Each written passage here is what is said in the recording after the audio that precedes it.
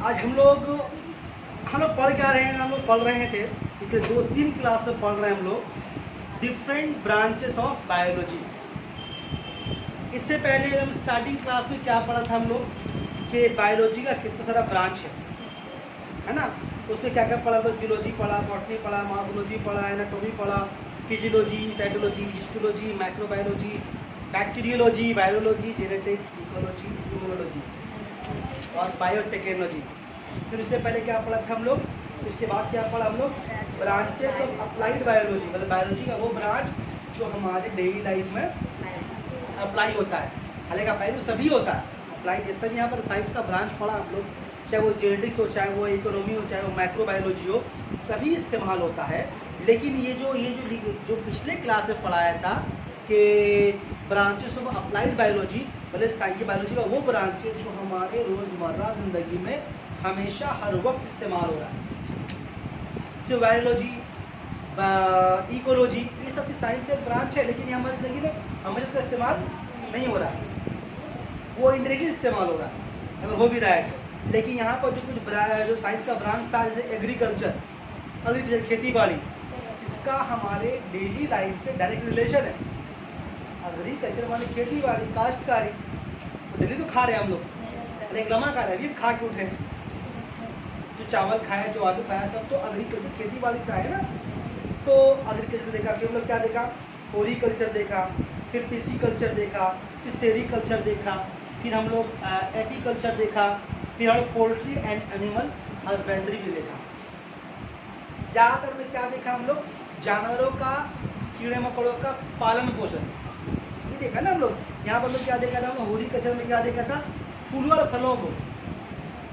और फलों का खेती करना, या फिर उसको कैसे प्रिजर्व किया जाए, कैसे बचा के रखा जाए, उसका इंतज़ाम करना, सब किसमें आता है हम लोगों का, फ्लोरिकल्चर में आता है। जैसे कोई भी फूल और सब्जी है, कोई फूल और कोई मान लीजिए फल है, तो जो फल हमारे पास पहुंच रहा है, जैसे मान लीजिए अभी आप बाहर से एक सेब खरीदिएगा, तो एक सेब खरीदिएगा, सेब पैदा कहाँ होता है, कश्मीर में होता है या फिर शिमला में होता है ना, नॉर्थ मतलब एकदम ऊपरी हिस्से में होता है, पहाड़ में होता है ये सब। तो वहाँ पर सेब टूट के वो आज टूट के आया होगा, वो सेब घर से कितने दिन पहले अलग हुआ होगा, फिर वहाँ से कहाँ से कैसे होते हम तक पहुँचा। हो सकता है जो सेब हम आज खा रहे हैं वो दरख्त से 1 महीना पहले अलग हुआ, लेकिन उतना सारा सेब को फिर वहाँ से सेब दुनिया में, तो इंडिया में सप्लाई हो रहा है ना। यहाँ तो सेब कहीं देखे आप, यहाँ पर रात पास कहीं देखे, कलर कहीं देखे, नहीं देखे होंगे आप। तो वहाँ से सेब आ रहा है, पूरी इंडिया में सप्लाई हो रहा है, तो कहीं पर तो आके सेब रुकता होगा, रखा जाता होगा, उसको स्टोर किया जाता होगा, सेब का गोडाउन होगा। अब वहाँ पर सेब रखा जाए, फल फ्रूट्स अगर रखा जाए, तो वो फल फ्रूट्स जो फ्रूट्स है उसके लिए काफ़ी इंतजाम होते हैं। जो नॉर्मल गोडाउन नहीं होता, गोडाउन में पूरे AC लगा हुआ होता है, उसमें केमिकल्स होता है कि फल सड़े नहीं, बर्बाद नहीं, उसको देखने के लिए 8 लोग होते हैं। मेरी बात समझ, जो भी हम लोग खाते पीते हैं, सबका एक रखने का इंतज़ाम होता है। कौन कंट्रोल करता है इसको कंट्रोल करता है FCI। किसको बोलते हैं, FCI का फुल फॉर्म है फूड कॉर्पोरेशन ऑफ इंडिया। ये एक संस्था है गवर्नमेंट का, जहाँ पर फल को, फ्रूट्स को, सब्जियों को, अनाज को, उसको जमा करके रखा जाता है बड़े बड़े गोडाउन में। और छोटा गोडाउन नहीं होता, समझ लिए हम लोगों का यहाँ से खिदीपुर तक कट्टा बड़ा गोडाउन होता है, वहाँ पर अनाज रखा हुआ, फल रखा हुआ, सब्जी रखा हुआ है, फ्रूट्स रखे हुए हैं, वो सब फिर आहिस्ता अलग अलग रखा हुआ फिर डिस्ट्रीब्यूट होता है। तो जो हम आज सेब आप खाए होंगे या खाइएगा जाकर के आप, वो ज़रूरी नहीं है कि 1 हफ्ते पहले दरख्त से अलग हो सकता है वो 6 महीने पहले दरख्त से अलग हुआ हो, लेकिन कैसे बचा हुआ सोच के देखो। हम लोग सेब लाते घर में रखते 1 हफ्ते रखेंगे, सेब लाते फूल अच्छा सा घर में रखते 1 हफ्ते, सेब कैसा हो जाता है ना। लेकिन वहाँ पर पता नहीं कैसे रखा हुआ ठीक से रखा हुआ है। ये बात समझ में आ रही है। तो इस सब स्टोरेज में सब ये भी एक तरह का पढ़ाई है, फल फ्रूट्स को रखना, स्टोर करना, मतलब खेती बाड़ी करना, ये सब पिछली क्लास में पढ़ा था मैं ना। लास्ट में क्या पढ़ते थे आखिर में हम लोग, पोल्ट्री और एनिमल हस्बेंड्री, गाय बकरी पालना। एनिमल हस्बेंड्री से गाय बकरी नहीं आता है, कुत्ता वगैरह भी आता है, बिल्ली वगैरह भी आता है, सबको पालन पोषण करना। और जहाँ पर लोग और भी तरह के जानवर खाते हैं उनका एक पालन पोषण करना, ये बात सब उसमें आता है एनिमल हस्बेंड्री में। यानी हम लोग के आसपास जो लोग खड़ाला काम करते होंगे, गाय भैंस पालते होंगे, बकरी पालते होंगे, तो वो क्या कर रहे हैं, वो साइंस के इस ब्रांच को फॉलो कर रहे हैं। किसको? एनिमल हस्बेंड्री को। वो अलग बात है, वो करते करते उसको आइडिया हो गया, लेकिन अभी के ज़माने में ये भी एक तरह का पढ़ाई हो गया, नाम उसका एनिमल हस्बेंड्री। चलिए हम आगे चलते हैं। हम लोग एक नया टाइप पढ़ते हैं, इसी तरह है, बायोलॉजी का ब्रांच ही है। क्या उसमें लिखा हुआ है? साइंस की दिग्गज शोबों के उलूम की बायोलॉजी में शमूलियत। अब क्या हो रहा है कि बायोलॉजी का तो डिफरेंट ब्रांच में हम लोग उसका इस्तेमाल देखें, उसका बहुत सारा ब्रांच देख रही है। अब क्या हो रहा है कि बायोलॉजी में और भी बहुत सारा साइंस का डिफरेंट ब्रांच, साइंस का और भी बहुत ज़्यादा ब्रांच है जो बायोलॉजी का हिस्सा नहीं है, लेकिन बायोलॉजी में शामिल होकर एक नया साइंस का ब्रांच बनाते हैं। नई बात समझिए, बायोलॉजी साइंस का एक हिस्सा है, उसका एक सारा ब्रांच देखा हम लोग। और भी बहुत सारे साइंस का पार्ट है जो बायोलॉजी का हिस्सा नहीं है, लेकिन वो बायोलॉजी के साथ मिलकर एक नए साइंस का ब्रांच का मतलब एक नए साइंस का ब्रांच का इजाद किया। मिसाल के तौर पर आपको हम समझाते हैं, मिसाल क्या लिखा आप समझिए यहाँ पर। उससे पहले आपको छोटी बड़ी मिसाल देखेंगे।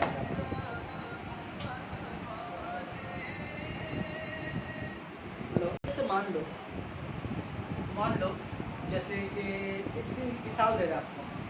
जैसे मान लीजिए किसी वजह से आपका एक्सीडेंट हुआ, मान लेते हैं कि एक्सीडेंट हुआ और आप पैर से अपाइज हो गए हैं, तो जो जिसका पैर बर्बाद हो गया है, पैर खराब हो गया, तो वो अपाइज हो जाते हैं अक्सर। अब साइंस क्या कर रहा है, साइंस में एक नया तरह का क्या चीज़ इस्तेमाल किया जा रहा है कि अगर कोई लोग अपाइज अगर हो गए हैं तो उनका नकली पैर लगा दिया जा रहा है। नकली पैर समझते हैं, वो लोहे का पैर बना दिया जा रहा है उसका। अच्छा, जैसे जॉइंट्स हम लोगों को होता है, पैर का, घुटने का, इडली का जॉइंट्स होता है, तो जॉइंट्स को बना दिया जा रहा है और उसको पैर में लगा दिया जा रहा है। और पैंट पहन लेने के बाद कपड़े पहनना लगेगा नहीं कि उसका नकली पैर लगा हुआ है, और वो चल भी रहा उस बिना पर। तो ऐसा नहीं कि मतलब कोई बांस घर बांध के चलने लगे, वो मतलब एक बहुत साइंटिफिकली बहुत अच्छे तरीके से उस पैर को बनाया जाता है ताकि बिल्कुल एकदम नकली पैर के साथ फिट हो जाए और चलने फिर कोई दुश्वारी पैदा ना हो। मेरी बात समझ में आ रही है?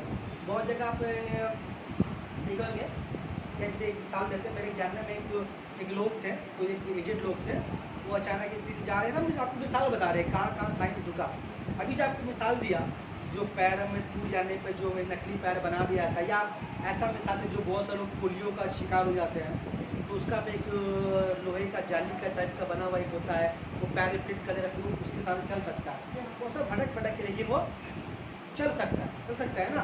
तो उसको तैयार किया जा सकता है, यार से कौन किया? साइंस का कौन ब्रांच किया होगा? इंजीनियर लोग किया होगा, है ना? कौन किया होगा? इंजीनियर लोग किया होगा ना। अब वो इंजीनियर जो साइंस वो जो मशीन ईजाद किया होगा, तो जो इंजीनियर इस मशीन को ईजाद किया होगा, पैर में जो पहना हुआ है, पोलियो से जो इफेक्टिव पर्सन है, जो पहना होगा तो तैयार किया उसको इंजीनियर। लेकिन ये क्या तैयार किया होगा? ऐसे तैयार कर दिया होगा? नहीं, पहले वो इंसान के बॉडी की हरकत को, उसकी हरकत करने के तरीके को समझा हो कि इस तरह का बनाए मशीन, इस तरह का वो पैर का वो जो बैसाखी बोल सकते हैं बनाए कि जो इसके लिए बिल्कुल मुनासिब हो, फिट हो, पैर में फिट हो के आराम से चल सके। ऐसा नहीं कुछ ही बना के बांध दिया, ऐसा तो नहीं किया जा सकता ना। तो वो क्या जो मशीन बना रहा है वो इंसान के पैर की हरकत को, उसके मोमेंट को, चाल को समझ करके उस तरह का एक आला बना दे रहा और लोग पहनने रहे, लोग चलने लग रहे। फिर एक लोगों का एक मिसाल से बता रहे हैं कि एक लोग एक शख्स जिन्हें जानते हैं हम, तो वो जा रहे थे रास्ते में एक दिन, उसका पैर जो है कॉर्डन गोबर में पड़ गया और वो गिरे तो कमर के बल गिर गए। कमर के बल गिरे तो गिरने के बाद अब उठ नहीं सके, कमर के बल उठ नहीं सके। बहुत लोग तकलीफ उठाए घर में लेके आए, तो जैसे सुबह गुजरा तो तकलीफ बहुत बढ़ गई। अब पैर कहीं टूटा हुआ नहीं है, सब कुछ ठीक है, लेकिन कमर में लेकिन बहुत दर्द। जब सेकेंड का फोटो कराया गया तो हम लोगों का जो कमर का हिस्सा होता है ना, ये एक प्याले की तरह एक बॉल रखा हुआ है ऐसे, मतलब मूव करता है। ये बात समझ आ रही है? इससे मान लीजिए पीछे के यहाँ एक सॉकेट है, सॉकेट के ऊपर हम लोगों का कमर का हड्डी ऐसे रखा हुआ है, कमर का हड्डी का एक बॉल होता है, स्केलेटन का नक्शा नहीं है आपको समझाते सब ऊपर रखा हुआ है। तो यहाँ एक छोटा सा बॉल टाइप का होता है जो बड़े प्याले में रख के कमर घुमा रहे हैं, ऐसे करके घूमते हैं, ऐसे कर रहे हैं, तो वो क्या हो रहा है अंदर में वो मूव कर रहा है। तो उसका जो आखिरी हिस्सा है ना, जो सॉकेट में फंसा हुआ रहता है, वो गोल एकदम बॉल की तरह, वो हड्डी टूट गया, वो हड्डी टूट गया। मेरी बात समझ में आ रही है? अब वो हड्डी अगर नहीं लगेगा तो वो जिंदगी भर अपाहिज हो जाएंगे, ठीक है ना। अब ऐसा भी नहीं कोई कोई बोला है ला के जोड़ दिया अंदर में, ऐसा भी नहीं। और जोड़ता ही बहुत बहुत कलाकारी की बात है ना, आपको पूरे हाथ से सर्जरी करना पड़ेगा, काटना पड़ेगा, फिर आपके यहाँ जॉइंट को खोलना पड़ेगा, फिर उस हड्डी को काट के निकालना पड़ेगा, फिर नई हड्डी को वहाँ पर आपको रिपीट देके जॉइंट पे फिट करना पड़ेगा, और ऐसा फिट करना पड़ेगा कि दोबारा कभी जैम नहीं हो। बात समझ में आ रही है?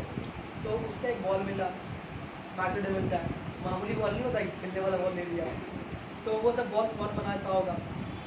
अच्छा, जो बॉल बनाता होगा, जो बॉल बनाया होगा उस बॉल को मार्केट से खरीदा गया, मामूली दाम है, बॉल का दाम आज से 10 साल पहले उस बॉल का दाम था 1.5 लाख रुपया, छोटा सा बॉल 1.5 लाख रुपया।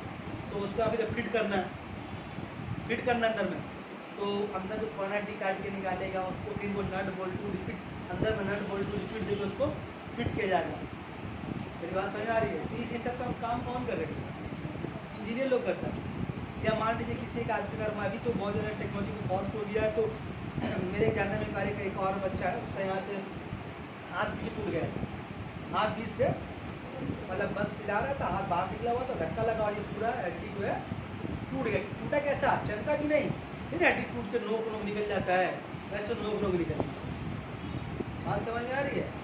अब या तो हाथ बेकार कर देना होगा या तो सर्जरी करना होगा उसका। तो क्या किया गया, डॉक्टर के पास लेके जाया गया, डॉक्टर फिर इलाज किया, तो मालूम हुआ यहाँ पर इसको आपको nut bolt to repeat type का होता है। तो क्या किया, यहाँ पर पूरा गोश्त काट के हड्डी को जोड़ करके, यहाँ पर ऐसे दो तरह का नहीं है हम लोग करके ज्वाइंट दे करके, ज्वाइंट कैसे समझाएं आपको हम, जैसे मान लीजिए ये वाला ऐसे दो साइड टूट गया है, ठीक है, तो जोड़ करके यहाँ से यहाँ पर एक पट्टी दे के रिपीट, लोहा का रिपीट दे करके उसको दोनों तरफ से जैसे कब्जा होता नहीं लोग गेट वगैरह में टाइट करके फिट कर दिया। अब बोला कि इसको आप 2 साल ऐसे रहने दें। अब बॉडी को और स्टिच कर दिया, टाँका वगैरह लग गया, अंदर में लोहा का रिपीट लगा हुआ। बात समझ में आ रही है? अब 2 साल 3 साल ऐसी रहा, डॉक्टर बोला कि कहाँ डेट बाजेगा, हम टाँग काट के लोहा निकाल देंगे। फिर कुछ दिन बाद क्या, टाँग काट के लोहा निकाल के हड्डी चिपक गया। ये बात समझ में आ रही है?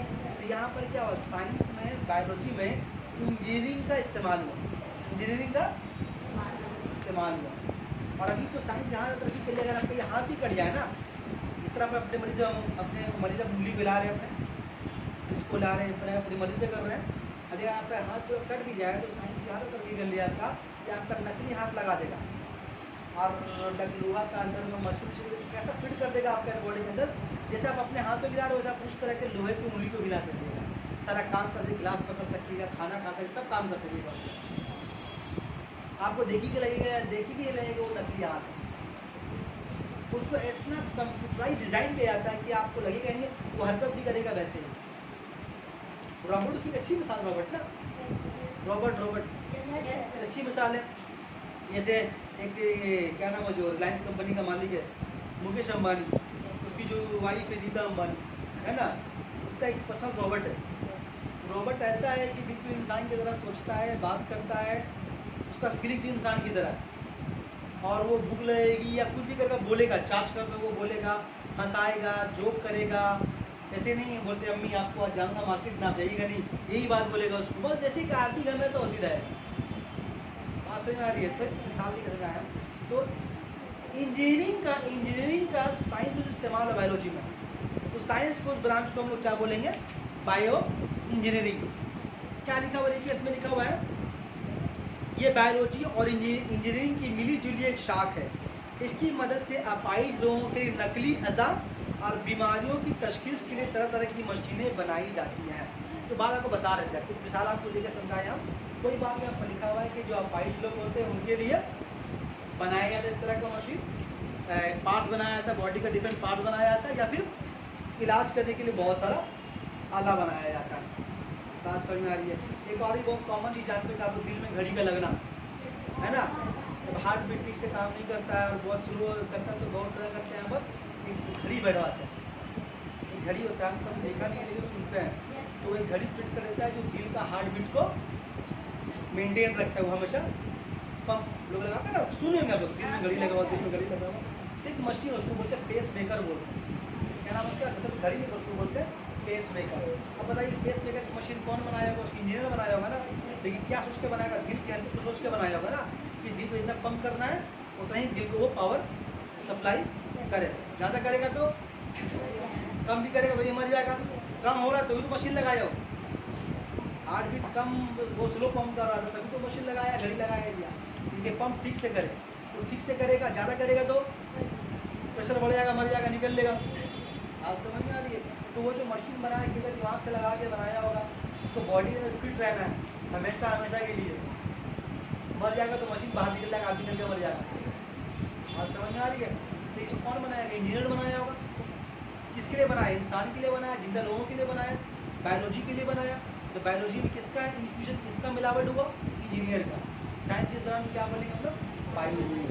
बहुत अभी तो ऐसा मिले, रीढ़ की हड्डी अगर आपकी खराब हो जाए ना, रीढ़ की हड्डी, तो उसको भी चाहिए नहीं यार नकली रीढ़ की हड्डी लगा देना लोहे का। नहीं समझ में आया? मोबाइल है घर में, मोबाइल है घर में, जाके सर्च कीजिएगा उस चीज, देखिए आपको समझ में आएगा। आइए बायोफिजिक्स पढ़ते हैं। फिजिक्स क्या? फिजिक्स साइंस के डिफरेंट ब्रांच है, बायोलॉजी एक डिफरेंट ब्रांच है। हम लोग पढ़ रहे हैं बायोलॉजी, और फिजिक्स साइंस का कौन सा ब्रांच है?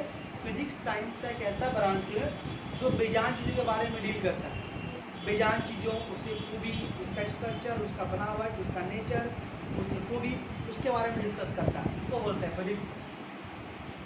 आप चीज़ को कहाँ पर मिला दिया? बायो में। जब फिजिक्स मिलेगा बायो से तो बनेगा बायोफिजिक्स। अभी क्या चीज़ है सर? ये क्या चीज़ है? ये साइंस का वो ब्रांच है जो इस पर स्टडी करता है, इस पर स्टडी करता है। जैसे मान लीजिए मेरे पास यहाँ पर एक रखा हुआ मैग्नेट, एक चुम्बक रखा हुआ, एक बेजान चीज़ है, एक मैटर है, वो एक मैटर है ना, एक मात्रा है वो, तो उसके बारे में काम कर, उसके उसका खूबी, उसके बारे में जानना किसका काम है? काम है फिजिक्स का। लेकिन वो जो मैग्नेट है उसका अंदर एक मैग्नेटिक फील्ड होता है, चुम्बक में किसी पावर एक होता है ना। मानिए एक चुम्बक अगर हम रख दें तो उसका बहुत एक फील्ड होता है, फील्ड समझ रहे हैं आप? जैसे अगर मान लीजिए अगर मेरा ये एक चुम्बक है, ये वाला मोबाइल मेरा एक चुम्बक है, और यहाँ पर एक लोहे का सामान लेके आए तो मेरा ये लोहे का सामान खिंचाव फील करेगा, और करीब लाएंगे तो और फील करेगा, और ले और फिर दूर लेके जाएंगे तो ये फील ऐसा इसका खिंचाव ऐसा तो कम होगा ना। तो ये जो मैग्नेटिक फील्ड जो क्रिएट हुआ होगा, या जो हुआ होगा, मैं एक चुम्बक रखा हूँ उसका फील्ड क्रिएट हुआ होगा, तो वो फील्ड मेरे बॉडी से गुजरता होगा, तो मेरे बॉडी पार्ट के ऊपर क्या असर होता है? बात समझ में आ रही है? जैसे कि ये स्क्वायर में करंट फ्लो कर रहा है, करंट एक बेजान चीज़ है, फिजिक्स का हिस्सा, फिजिक्स का ब्रांच है। लेकिन अगर ये करंट का कॉन्टैक्ट मेरे बॉडी में हो जाए तो मेरे बॉडी में क्या होगा? आप कीजिएगा नहीं, आपको पता है क्या होगा। तो अगर ये करंट मेरे बॉडी में से कांटेक्ट हो जाए तो मेरे बॉडी में इसका क्या साइड इफेक्ट देखने को मिलेगा? कभी ट्राई मत कीजिएगा, बार-बार, लेकिन कुछ तो उसका असर है ना। ये बॉडी में करता क्या है? आखिर बॉडी में क्या होता है? बॉडी हिलाने लगता है, फिर आगे निकल लेता है। बात समझ में आ रही है? अब ऐसे ये मोबाइल है, ठीक है, एक मोबाइल है, इस मोबाइल से बहुत खतरनाक रेडिएशन बाहर निकलता है।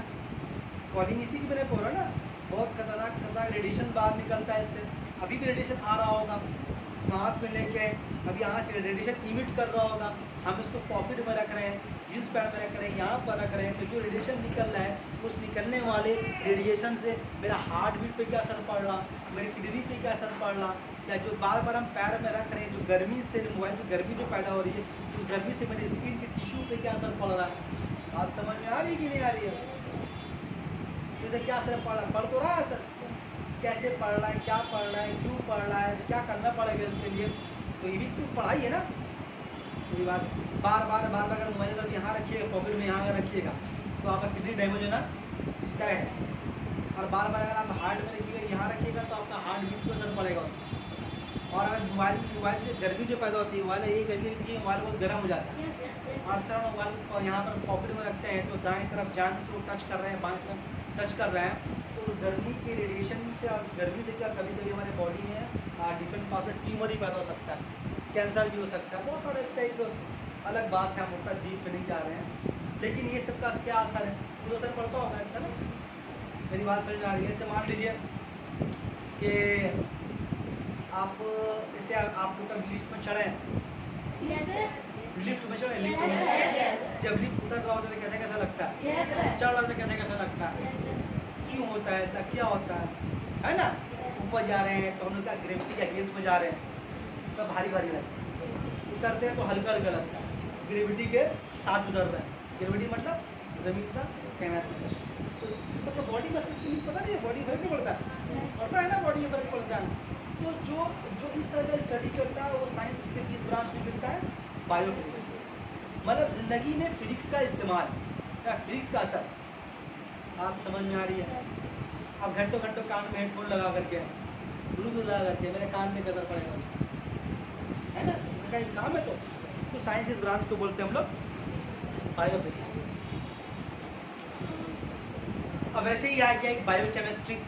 केमिस्ट्री क्या चीज़ है, केमिस्ट्री बोलते हैं इनमें कीमिया को, इनमें क्या मतलब जो केमिकल्स के बारे में, कंपाउंड के बारे में, एलिमेंट्स के बारे में, इसके बारे में जानकारी हासिल करता है। केमियाई समझ रहे किसको बोलते हैं, केमिकल। केमिकल्स कैसे आपको समझाएं हम, मतलब जैसे मान लीजिए वाटर, पानी किससे मिलके बना है, ऑक्सीजन से, हाइड्रोजन से। कैसे मिलके बना, क्यों मिलके बना, कितना ऑक्सीजन लगा, कितना हाइड्रोजन लगा, इस तरह का है ना। या अगर आम भाषा में अगर आपको बोले जो आप चाय बनाते हैं घर में, ये भी क्या तरह का केमिस्ट्री है ना। आप दूध मिला रहे हैं, चाय पत्ती मिला रहे हैं, पानी मिला रहे हैं, चीनी मिला रहे हैं, जो नमक भी देते हैं उसमें, तो मिलाकर क्या बना रहे हैं, नया सोल्यूशन बना रहे हैं। इस तरह केमिस्ट्री मिसाल दी के समझा रहे हैं, इसको उसको उसको मिला के नया चीज़ बनाना है। दाल बना रहे हैं, दाल दे रहे हैं, नमक दे रहे हैं, प्याज दे रहे हैं, मिर्चा दे रहे हैं, पानी से हल्दी भी दे रहे हैं, एक नया चीज़ बना रहे हैं अपना। सबका केमिकल कंपोजिशन है, तो ये भी तरह है, ये भी एक तरह केमिस्ट्री है। मेरी बात समझ में आ रही है। इस तरह दवाइयाँ जो बनती होंगी, देखिए दवाई जब आप देखते होंगे, दवाई में लिखा रहता है इतना परसेंट ये है, इतना परसेंट ये है। दवाई की चीज़ें देखिएगा कौन कौन सी दवाई मिल के बना, सब लिखा हुआ उसमें, है ना। तो कोई तो बनाता होगा इसको। सर ये सब साइंस किस ब्रांच में आता है, केमिस्ट्री। बात समझ में आ रही है। केमिस्ट्री मानो जब इस केमिस्ट्री का इस्तेमाल जिंदगी के लिए होता है, जानदारों के लिए होता है, तो क्या कहलाता है वो, बायोकेमिस्ट्री। क्या लिखा है देखिए, ये शाख बायोलॉजी में केमिस्ट्री की शमूलियत से वजूद में आई है। इस इल्म के जरिए हम जानदारों के जिस्म में होने वाले केमियाई तअम्मुलात का मुताला करते हैं। मतलब बॉडी में होने वाले क्या जो केमिकल लोचा बॉडी में चल रहा है उसका स्टडी किया जाता है। जैसे कि मान लीजिए कि आपके बॉडी में कुछ बीमार आप लगे, आपको लगा बीमार है, या मान लीजिए कोई बीमारी आपको हुआ, आपको समझ में नहीं है, डॉक्टर के पास गए, डॉक्टर बोले एक काम कीजिए, आपका ब्लड टेस्ट करेंगे, आपका यूरिन टेस्ट करेंगे, आपका खून का टेस्ट करेंगे, होगा ना। आपका वो ब्लड से बॉडी से ब्लड लेगा या आपका यूरिन लेगा, उसके लैब में ले जाएगा, लैब में चेक किया जाएगा कि क्या कंपोजिशन है, क्या प्रॉब्लम इसका है, मालूम होगा टेस्ट ये जाता है, ये काम है, ये काम है, वो काम है। तो एक चार्ट बनता है उसका, उसको मालूम चलेगा, डॉक्टर देखिए अच्छा इसका ये ऐसा प्रॉब्लम है, हेमोग्लोबिन कम है, तब पुराना जाता है, दिखाना कम है, अच्छा ये दवा लीजिएगा, ये दवा लीजिएगा, स्टडी करके दिया ना। अगर वो रिपोर्ट स्टडी नहीं करता, रिपोर्ट अगर नहीं बनता आपका, डॉक्टर रिपोर्ट स्टडी नहीं करता, तो दवा कैसे लिखता आपको। और दवाई भी जो बन रहा है वो क्या किस लिए बन रहा है, ऐसे नहीं कि अगर आपको बीमारी है शुगर का तो आपको दवा दे दे रहा है कैंसर का, नहीं ना। वो जिस बीमारी का जो दवा है बन रहा है वो बीमारी के मुताबिक ना बन रहा। मेरी बात समझ आ रही है। अब ऐसे आपको मान लो आपको बीमारी है शुगर का, बॉडी में आपको शुगर ज़्यादा हो गया है बॉडी में, तो आपको मीठा कम खाना, तो डॉक्टर आपको रसगुल्ला नहीं लिखेगा, ठीक है, लिखिएगा वो दवा मीठा खाइएगा, उसी मुताबिक रहेगा जो बॉडी में शुगर लेवल को कम करे। ये सब क्या केमिकल इस बॉडी का एक छोटा सा मिसाल दिया। इस तरह बॉडी के पीछे पास में आपसे कुछ ना कुछ केमिकल वो चलते रहता है, डॉक्टर के पास जाते रहते हैं हम लोग, थोड़ा इलाज करते रहते हैं। ऐसा होता है या नहीं होता। तो साइंस के ब्रांच को हम बोलते हैं बायो केमिस्ट्री। बायो इंजीनियरिंग हो चुका है। अब आइए बायोजियोग्राफी। बायोजियोग्राफी क्या चीज़ है, जियोग्राफी तो क्या, जियोग्राफी साइंस के सही नहीं, जियोग्राफी क्या चीज़ है, एक आर्ट्स का सब्जेक्ट है जियोग्राफी। जियोग्राफी एक अलग चीज़ है और बायोलॉजी एक अलग चीज़ है। तब यहाँ पर एक साइंस एक नया ब्रांच का नाम क्या दिया, बायोजियोग्राफी। बायोजियोग्राफी क्या चीज़ है उससे पहले समझिए। यहाँ अभी आपको शुरुआत कहाँ से किया था, सेब से शुरुआत किया था। इस सेब से क्या शुरुआत किया, कि सेब आप सिर्फ कश्मीर, शिमला और इस जगह में आप उगा सकते हैं। आप सोचिएगा कि बिजली में सेब उग जाए तो अमरूदों ने ठीक से उगता है यहाँ पर, मेरी बात समझ में आ रही है? तो यहाँ पर सेब नहीं उगता। अब सवाल है क्यों नहीं उगता? जैसे कि कपास की खेती, कपास कॉटन की खेती हमारे बंगाल में नहीं होती, महाराष्ट्र में ज़्यादा होती है। क्यों होती है महाराष्ट्र में ज़्यादा? हम लोग यहाँ जूट ज़्यादा पैदा होता है और चावल ज़्यादा पैदा होता है। गन्ना हम लोग यहाँ नहीं पैदा होता है, गन्ना यूपी में पैदा होता है। यहाँ होगा गन्ना होगा नहीं इधर। गेहूँ के मानो ज़्यादा, गेहूँ कहाँ पैदा होता है? यूपी में पैदा होता है। सब सब्जी से कहाँ पैदा होता है? मध्य प्रदेश में पैदा होता है। मेरी बात सही है सर? जैसे आपका मसाला, कहाँ मसाला पैदा होता है? केरला में। क्यों इंडिया के ढेर पार्ट में क्या मसाला क्यों नहीं पैदा होता? चाय पत्ती कहाँ पैदा होती है? दार्जिलिंग में, असम में, कर्नाटक में, वहाँ पर भी होता है। कॉफ़ी ज़्यादा पैदा होता है। तो क्यों उन सब में सब क्यों होता है? हमने क्या चाय खेती क्या नहीं हो सकता? तो नहीं होता। तो हर फ्रूट्स के लिए या हर चीज़ के पैदावार का अनाज हो, उसके पैदावार के लिए एक खास जियोग्राफिकल कंडीशन होना ज़रूरी है। ये बात सही बात है। किसी भी फल के अनाज के पैदावार के लिए एक खास तरह का जियोग्राफियाई माहौल होना ज़रूरी है। हर माहौल में हर चीज़ को नहीं उगा सकते।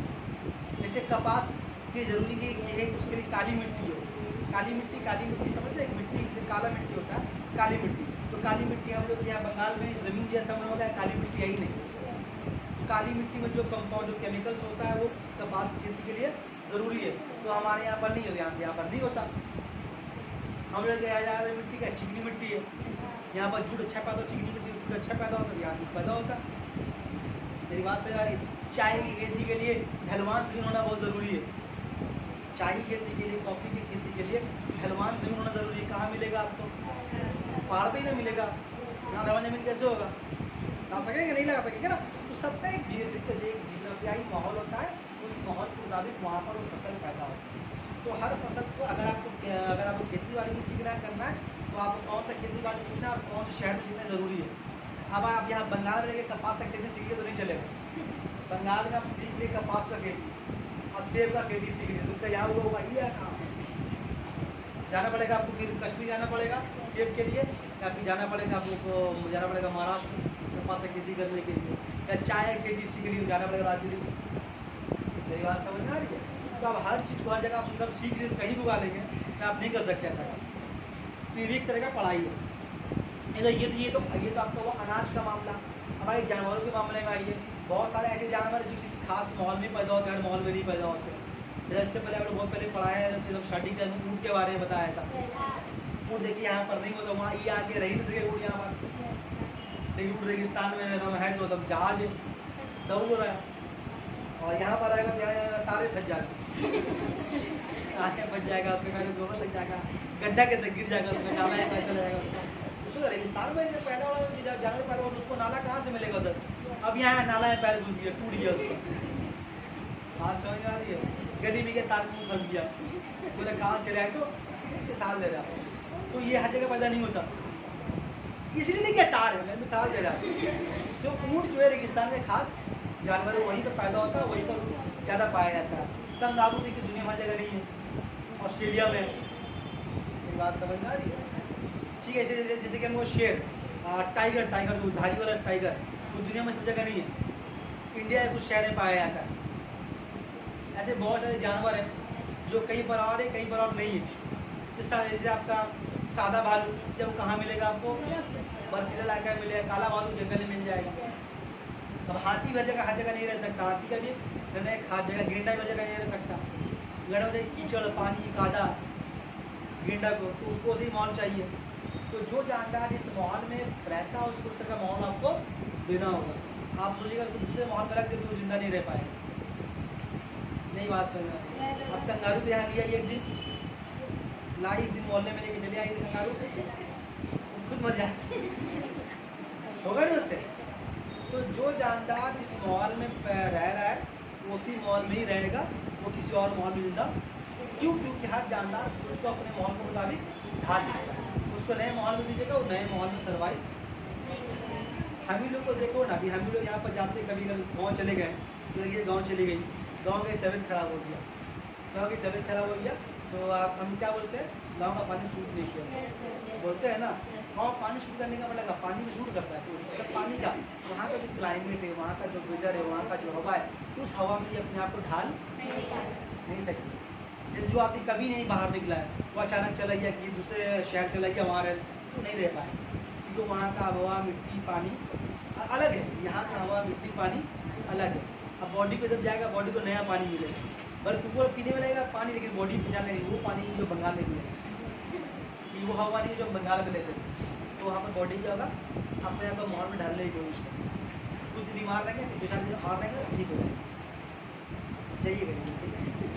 कभी कभी क्या आता है, कोई कोई एकदम सूट नहीं कर पाता किसी को, वो भागता फिर वहाँ से नहीं आता, दिल्ली का पानी सूट नहीं किया जाए, दिल्ली में अभी मेरा हो रहा लूज मोशन हो रहा, बीमार हो रहे हैं, ये हो रहा, वॉमिटिंग हो रहा, हम भागे मजा में जाएगा वहाँ से। अपने बारे में नहीं बोल रहे हैं, और लोग सुनते होंगे आप लोग, गया बाहर से काम करने गया, 1 महीना रहा, भाग के चला है, बोला हमसे नहीं हो रहा। मेरी बात समझ में आ रही है? तो ऐसा क्यों होता है? ये जियोग्राफियाई माहौल इसका ऊपर बहुत एक बड़ा रोल अदा करता है। बात समझ में आ रही है? तो समझ में आई बात? तो ये था बायो जियोग्राफी। अब आइए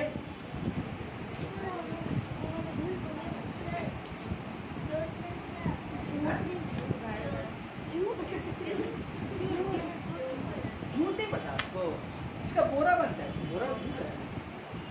अरे बोरा बोरा नहीं बनता है, आलू का बोरा, चावल का बोरा, झूठ है वो सब। अच्छा भाई, बायो मैथमेटिक्स, अब बायो मैथमेटिक्स की मैथ एक अलग चीज है ना, मैथ तो बायोलॉजी है नहीं, अब बायोलॉजी में मैथ भी घुस गया, क्या बन गया बायो मैथमेटिक्स। अब सोचिए कैसे बायो मैथमेटिक्स, यदि आपसे बोलेंगे बताइए आपका दिल 1 मिनट में कितना धड़कता है,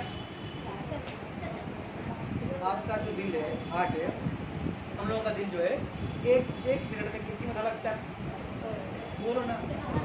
बात है क्या चीज़ है, नंबर है ना, मैथ है ना, मैथ है ना। अच्छा हाँ, मान लीजिए हमको लगा गर्मी गर्मी लग रहा है, अच्छा नहीं लग रहा हमको, ऐसा ना वैसा चक्कर दे रहा है मेरा, डॉक्टर को, डॉक्टर क्या है, डॉक्टर आएगा और एक लपेटेगा मेरे हाथ में और कान में लगाएगा, ऐसे दाबेगा, क्या नाप रहा हो मेरा, क्या नाप रहा हो, प्रेशर नाप रहा, प्रेशर नाप रहा, बोलते कितना 180/80 आपका, ठीक है, नीचे वाला का भी बड़ा बेसी है, बोलता है ना, मतलब प्रेशर हाई है, प्रेशर लो है, मालूम उससे होता है, बहुत लो प्रेशर है, ऐसे आप खड़े हैं तो क्या हो रहा है वहाँ, डॉक्टर लिख रहे हैं 1/120/90 आपका ऊपर नीचे ठीक है, क्या कुछ प्रॉब्लम है, तो मैथ आया अपने कैलकुलेशन या नहीं आया?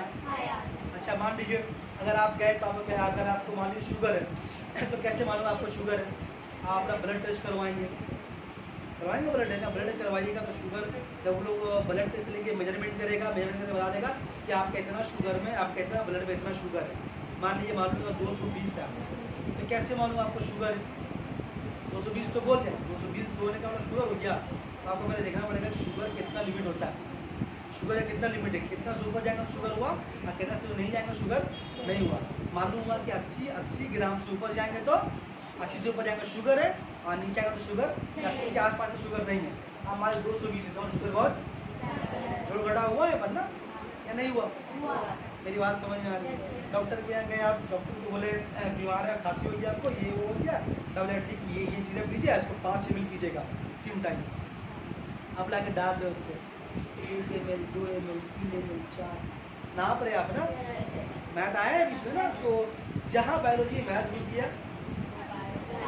बायो मैथमेटिक्स, ये तो आपको बहुत आसान मिसाल दिया जो आपको डेली लाइफ में इस्तेमाल होता है, ऐसे और भी बहुत जगह उन लोगों का ये वाला इस्तेमाल होता है, ठीक है। चलिए आइए बायो इन्फॉर्मेटिक्स।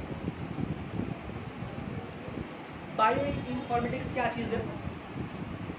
बायो इन्फॉर्मेटिक्स क्या चीज़, देखिए दुनिया में जितने तरह के जानकार दुनिया में जो मौजूद है उन सबके बारे में जानकारी हासिल करना, सबका नाम जानना। एक चैप्टर पढ़ा ना हमने, चैप्टर का शुरुआत एक चैप्टर पढ़ा था ना एकदम स्टार्टिंग में, क्या पढ़ा था हम लोग वो चैप्टर में शुरू में एकदम आप पढ़ा था हम लोग कि दुनिया में कम से कम 17 लाख किसी के जानदार है ना, तो उसको इतना लाख पेड़ पौधा है, इतना लाख ये, इतना लाख वो, इतना लाख जानदार है, इतना लाख मेहमान है, इतना पेड़ पौधे, इतना कीड़े मकोड़े, जबकि गिनती है ना कितने का या नहीं है, गिनती है तो ये सब गिनती कौन करता होगा, कोई ना कोई तो करता होगा, इसको तो पढ़ाई होगा, ऐसा नहीं कि जो पाया वो गिन लेगा, नहीं गिन सकेगा, नहीं गिन सकेगा हर कोई, तो इसको काउंटिंग करने का तरीका होता है।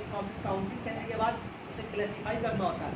ये कीड़ा मकोड़ा का जात है, ये रेप्टाइल का जात है, ये एम्फीबियन का जात है, ये पेड़ पौधे वाला जात है, ये चींटियों का जात है, ये इंसानों का जात है, ये कुत्तों का जात, सबका एक कैटेगरी बनता है ना। तो ये सारा इंफॉर्मेशन को मतलब कि गैदर करना और उसको कंप्यूटर में अपलोड करना। मेरी बात समझ आ रही है? तो कंप्यूटर में उसको अपलोड करना कि इतना तरह का जानदार है, इतना तरह उसका टाइप है, इसका इतना तरह का जानदार है, यहाँ ये पाया था, ये पाया था, ये वहाँ पाया था, ये वहाँ पाया था, इधर पाया था। तो सारा जो डेटा जो कलेक्ट किया था उसको बोलते हैं हम बायो इन्फॉर्मेटिक्स। जैसे मान लीजिए आप कभी चिड़ियाखाना में जाइएगा, आप कभी देखिएगा सामने एक लिखा हुआ एक जानवर लिखा फोटो, जानवर अंदर में उसका फोटो बना हुआ, अब उसका लिखा भाई कहाँ पाया है, इसका कितना होता है, ये कहाँ का है, किस साल में रहता है, कौन कंट्री में आता है, तो लिखा रहता है। एक साल में कितने बच्चे देगा, ये केस का जिंदगी कितना लंबा होता है, सब लिखा रहता है ना, नहीं लिखा रहता है। इसी को बोलते हैं बायो इन्फॉर्मेटिक्स। मेरी बात समझ आ रही है? क्लियर है? तो इस तरह से सभी जानवर के बारे में स्टडी किया जाता है। फिर हम लोगों का भी स्टडी, हम जानदारों का भी, हम इंसानों का भी स्टडी किया जाता है, हम जानदारों का भी स्टडी किया जाता है। कैसे? मध्यमशुमारी के जरिए। हम सुने मध्यमशुमारी, उसको सेंसस बोलते हैं। हर 10 साल में एक बार होता है, 2011 में हो, 2021 में होगा, मध्यमशुमारी बोलते हैं। उसमें क्या क्या तुम्हारा क्या नापा जाता है कि हिंदुस्तान में आबादी कितनी है, कितने मर्द हैं, कितने औरत हैं, कितने बूढ़े हैं, कितने जवान हैं, कितने बच्चे 0 से 5 साल के अंदर हैं, कितने बच्चे मतलब 5 से 10 साल के अंदर में हैं, कितने लोग अभी 30 से 40 साल के अंदर में, कितना मेल है, कितना फीमेल है, कहाँ पर किस कंट्री में किस स्टेट में मेल का तादाद ज़्यादा है, फीमेल का तादाद कम है, कहाँ फीमेल ज़्यादा है, मेल कम है, कौन स्टेट में बूढ़ा आदमी ज़्यादा है, कौन स्टेट में जवान आदमी ज़्यादा है, बात कौन स्टेट में ज़्यादा आबादी है, किस में कम आबादी है। मेरी बात समझ में आ रही है? किस स्टेट में ज़्यादा बच्चे मर रहे हैं, किस कम बच्चे मर रहे हैं, किस स्टेट में बूढ़ों की तादाद बहुत ज़्यादा है, सब स्टैटिक बनता है। इसको बोलते हैं मध्यमशुमारी बोलते हैं। तो इसको इंग्लिश में बोलते हैं सेंसस। ये सब इन्फॉर्मेशन इकट्ठा होता है कि अभी आपका 2021 का लास्ट तक घर घर आएगा, आगे पूछेगा आपका नाम, आपका दादा का बाप का नाम, फलाना नाम, आपका कितने लोग हैं, लिख लिया, लिख के चला गया। तो आपका सेंसस 2011 में भी हुआ, जाके आपका फैमिली का सेंसस मिलाएगा। अच्छा ये आदमी इधर था, ये भी इतना हो गया, मतलब यहाँ से 2 आदमी मरा, 4 आदमी यहाँ खानदान में पैदा हुआ, इसका मतलब आबादी बढ़ा। मेरी बात समझा? इस घर की आबादी बढ़ा, एक बार कम भी हुआ होगा, किसी घर में 5 लोग मर गए, 2 लोग पैदा हुए, ऐसा नहीं हो सकता। तो इसको बोलते हैं सेंसस, इसको बोलते हैं मध्यमशुमारी। इससे क्या होता है, जब गवर्नमेंट डेटा कलेक्ट करता है तो गवर्नमेंट को डेटा कलेक्ट करने के बाद उसको मालूम होता है अपना जो प्रोग्राम को लॉन्च करने का कोशिश करता है। जैसे अगर मान लीजिए गवर्नमेंट यहाँ पर सर्वे करेगा कि मान लीजिए कितने बच्चे यहाँ पर क्लास 10 से लेकर BSc या ग्रेजुएशन तक कितने लोग पढ़ रहे हैं, या 5 से लेकर 10 तक कितने लोग पढ़ रहे हैं, सर्वे करेगा। उसको मालूम हुआ कि यहाँ पर देख रहे हैं कि यहाँ पर 5 क्लास के बाद जो 10 तक बच्चे ज़्यादा नहीं गए, तो उसको ये मालूम हो जाएगा यहाँ पर कि यहाँ पर लड़कों का ज़्यादा पढ़ने का, बच्चों का पढ़ने का बहुत कम, यहाँ लोग 5 तक पढ़ाई छोड़ देते हैं। तो सोचेगा यहाँ क्यों लोग छोड़ देते हैं, फिर वो सर्वे भेजेगा, देखिएगा यहाँ मालूम है उसमें स्कूल कम है, तो स्कूल यहाँ पर बनवाया जाएगा। मेरी बात समझ आ रही है क्या बोल रहे हैं? या मान लीजिए मालूम होगा कि यहाँ पर किसी इलाके में बच्चे बहुत ज़्यादा मर रहे हैं, बच्चे बहुत ज़्यादा मर रहे हैं, मतलब इस इलाके में इतने बच्चे जो थे 10 साल के बाद उन लोग मर जाते ज़्यादातर बच्चे। तो गवर्नमेंट आएगी, वो वजह तलाश करेगी कि यहाँ पर बच्चे ज़्यादा क्यों मर जाते हैं। मेरी बात समझ आ रही है? उसी से फिर अगर गवर्नमेंट अपने प्लान बनाती है उसको एग्जीक्यूट करती है अलग अलग शहरों और अलग अलग इलाकों में, तो इसको बोलते हैं सेंसस। ठीक, ये साइंस से कौन सा ब्रांच में गिरता है? बायो इन्फॉर्मेटिक्स में। ठीक, अब यहाँ से इसके बारे में यहाँ पर इसका 4 पार्ट और लिखा हुआ, देखो यहाँ पर 4 पार्ट में क्या लिखा हुआ है? एग्रीकल्चर पढ़ चुके हम लोग, मेडिसिन हो चुका हम लोगों का, उसमें एक और साइंस का एक ब्रांच लिखा हुआ है, क्या लिखा हुआ है? Space science. वो सब हो चुका है, यूनिवर्सिटी वगैरह हो चुका है, इसमें स्पेस साइंस बोलते हैं। स्पेस साइंस क्या चीज़ है? स्पेस समझते हैं? स्पेस किसको बोलते हैं? स्पेस तरह से हम लोग जो दुनिया में रह रहे हैं, इसका नाम क्या है? अर्थ है ना, ज़मीन है। हमारा ज़मीन एक सोलर सिस्टम का एक हिस्सा है, उसका मेन हेड कौन है? सूरज है। सूरज के बाद कौन है? मरकरी है, उससे पहला ग्रह है, फिर वेनस है, फिर मार्स, फिर चल रहा है इसी है ना। ये सोलर सिस्टम में प्लैनेट्स है। ऐसा और पता नहीं कितना दुनिया में सोलर सिस्टम, स्पेस, इस आसमान में पता नहीं कितना सोलर सिस्टम है। यही बात समझना है। स्पेस एक बहुत बड़ी दुनिया है, ठीक है। साइंस अभी कर क्या रहा है, साइंस ये कोशिश कर रहा है कि ज़मीन से बाहर कहीं पर भी इंसानी आबादी है या नहीं। वो चांद में कहीं पानी तलाश कर रहा है, कभी मरीख पर ज़िंदगी पनप सके उसके लिए कोशिश कर रहा। खबर वो सुनते होंगे, व्यवहार बढ़ते होंगे, मरीख पे ये भेज दिया गया, मार्स पे ये भेज दिया गया, चांद पे आदमी गया, वहाँ पानी मिला, वहाँ ये मिला। तो सुना था, खबर सुनते हैं हम लोग। तो साइंटिस्ट को कर क्या रहा है, अभी क्या कर रहा है, वो लोग इस दुनिया से बाहर स्पेस में ज़िंदगी को तलाश कर रहा है, ज़िंदगी को तलाश कर रहा है।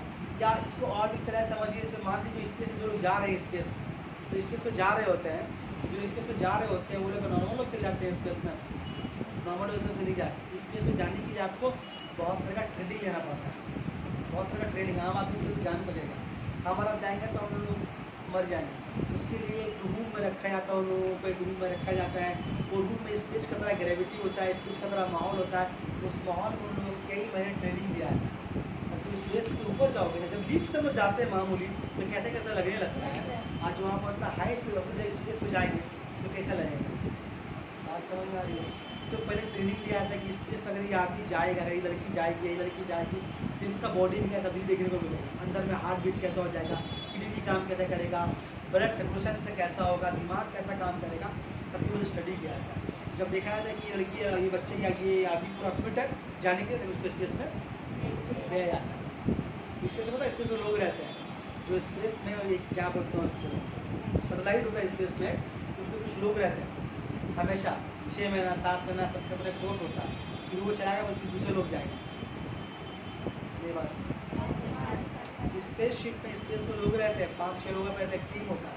और वहाँ पर ऐसा नहीं कि चल के जाना, यहाँ से अगर वहाँ जाना होगा तो अपने आप को झटका देंगे तो वहाँ चले जाएंगे, अच्छा समय में झटका देंगे वहाँ से पानी अगर ऐसे गिराएंगे तो पानी पर लटका रहेगा, तो ऐसे करके पीना पड़ेगा। और अगर बरस करके अगर कूद देंगे ना, कूदेंगे तो यहीं पर रखा रहेगा। तो सबका ट्रेनिंग दिया था, सबका वहाँ पर ट्रेनिंग दिया था कि कैसे आप स्पेस पर अगर जाके रहना पड़ेगा आपको, कि जाएंगे स्पेस में कैसे आप रहेंगे, कैसा वहाँ का माहौल होगा, कैसे आपको वहाँ एडजस्ट करना। वहाँ अगर आप बीमार पड़ गए तो आप क्या करेंगे, वहाँ से यहाँ कराने लाचार तो नहीं आएंगे ना, मेरे यार करना है वहाँ तो आएंगे नहीं, वहाँ कौन आएगा वहाँ से। तो वहाँ 6 महीना 7 महीना लोग रहते हैं स्पेस में, सैटेलाइट में लोग रहते हैं। गूगल पर सर्च कीजिए आपको मिलेगा, गूगल सर्च किया सब मिलेगा, गूगल पर सर्च कीजिएगा, यूट्यूब पर सर्च कीजिएगा मिलेगा आपको, अगर वीडियो मिलेगा, जो लोग रह रहे हैं उनका वीडियो मिलेगा, ठीक है। सर्च कीजिएगा तो वहाँ पर, तो वो उस पर शामिल करके स्पेस साइंस हो गया। वो साइंस को तुरंत क्या बोलेंगे हम लोग, स्पेस साइंस बोलेंगे। एक आदमी पढ़ लेगा, आदमी को जरा सा कौन पढ़ेगा, आदमी बोलो, पढ़ो जोर से बोलो। जगीत बायोलॉजी,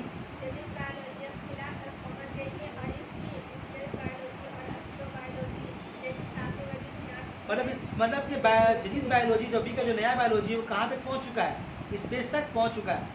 पढ़ो।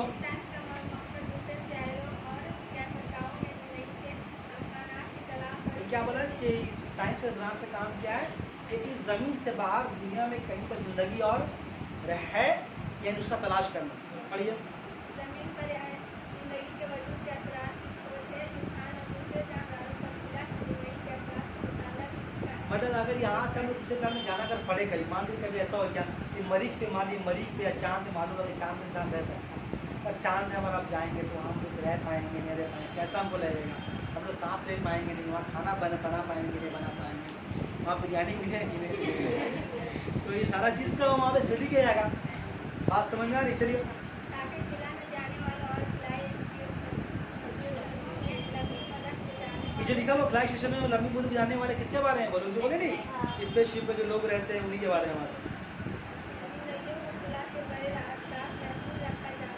मतलब खुला में वो 5-6 बजे रह रहे हैं, कुछ तक रहेंगे खला में, अपने आप को कैसे वो महफूज रखेंगे।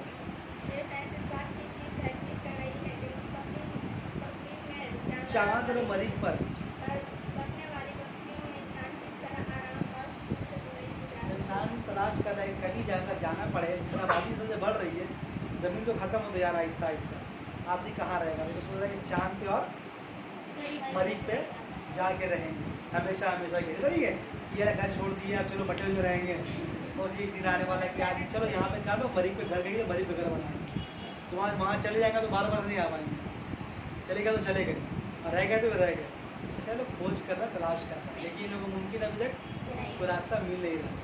ऐसा करके अगर आपको एक मूवी देखना है इसके ऊपर, मरीज पर ज़िंदगी के बारे में, कैसे लोग रहेंगे, एक मूवी द मार्शियन, तो देखा इधर, देखे आप मरीज में कैसे उगाता, आलू उगाता है ना, मरीज देखिएगा, बहुत अच्छी मूवी है द मार्शियन।